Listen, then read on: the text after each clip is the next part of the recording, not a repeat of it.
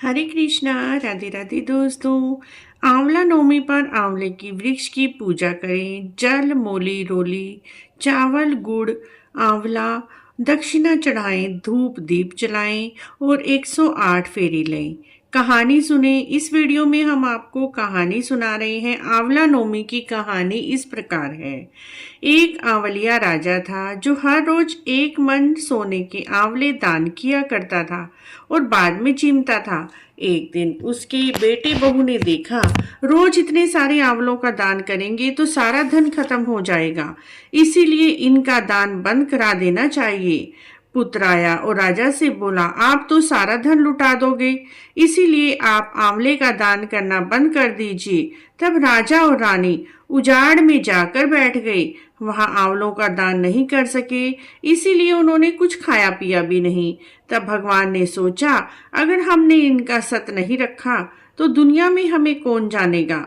तब भगवान ने उनके सपने में आकर कहा, तुम उठो, तुम्हारे पहले जैसी रसोई हो गई है, आंवले के वृक्ष हो गए हैं, तुम दान करो और जीम लो। तब राजा रानी ने उठकर देखा, पहले जैसा राजपाट हो गया, सोने के आंवले का वृक्ष फैला हुआ है। तब राजा रानी ने 1.25 मन आंवले का दान किया। उधर बहू बेटे से धर्म अन्नदाता रूठ गए। अन्न का अनादर करने से, माता पिता का अनादर करने से उनके घर में एक एक दाने का भी कमी हो गई। खाने के लिए दाना नहीं रहा। लोगों ने कहा, जंगल में आंवलिया राजा है, तुम दोनों वहां चले जाओ और तुम्हारे दुख दूर हो जाएंगे। वे दोनों जंगल में पहुंच गए।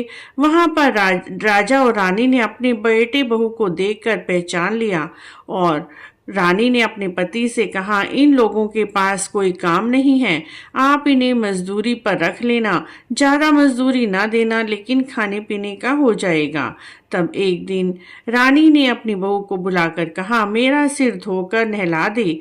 बहू सिर धोने लगी। बहू की आंखों में से पानी निकलकर रानी की पीठ पर पड़ा। तब रानी बोली, मेरी पीठ पर आंसू क्यों गिराती हो, मुझे बताओ। तब बहू बोली, मेरी सासू जी की पीठ पर भी ऐसा ही मसा था जैसे आपकी है, उनको हमने घर से निकाल दिया। हम तो उनके भाग का ही खाते थे। उनके घर से जाते ही हमारे घर में अकाल पड़ गया, क्योंकि वह हर रोज एक मन आंवले का दान करते थे। हम तो उन्हीं के भाग का दिया खाते थे।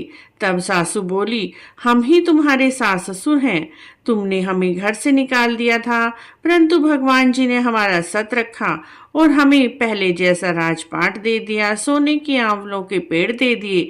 हम उसी तरह आज भी एक मन आंवला हर रोज दान करते हैं।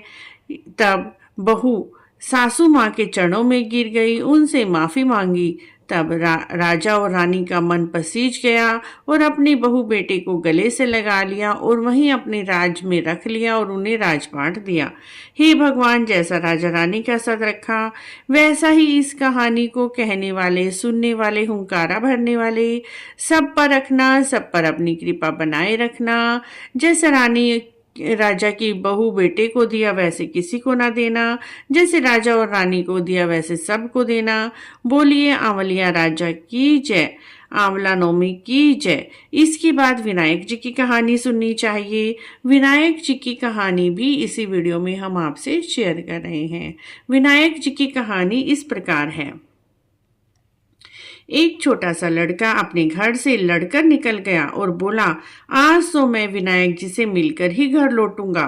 तब लड़का चलते चलते उजाड़ में चला गया। विनायक जी ने सोचा, इसने तो मेरा नाम लेकर घर छोड़ा है, इसीलिए इसे घर भेजना पड़ेगा, नहीं तो जंगल में शेर इसे खा जाएगा। फिर विनायक जी बूढ़े ब्राह्मण का वेश धर कर आए। बोले, तू कहाँ से आया है और कहाँ जा रहा है? तब लड़का बोला, मैं विनायक जी से मिलने जा रहा हूँ।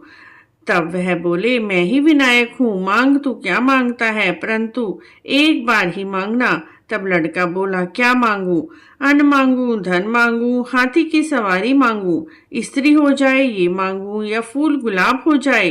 तो विनायक जी बोले, लड़के, तूने सब कुछ मांग लिया, जो तेरा सब कुछ है वैसा ही हो जाएगा जैसे तूने मन में सोचा है।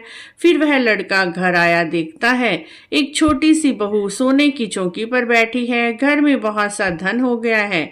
तब लड़का अपनी माँ से बोला, देख माँ कितना धन लाया हूँ, विनायक जी से मांग कर लाया हूँ। हे विनायक जी महाराज, जैसे उस छोटे से लड़के को धन दिया, सुख दिया, वैसे ही इस कहानी को कहने वाले, सुनने वाले, हुंकारा भरने वाले सबको देना। बोलिए विनायक जी महाराज की जय। यदि आपको ये दोनों कहानियाँ अच्छी लगी हैं तो प्लीज़ लाइक शेयर सब्सक्राइब।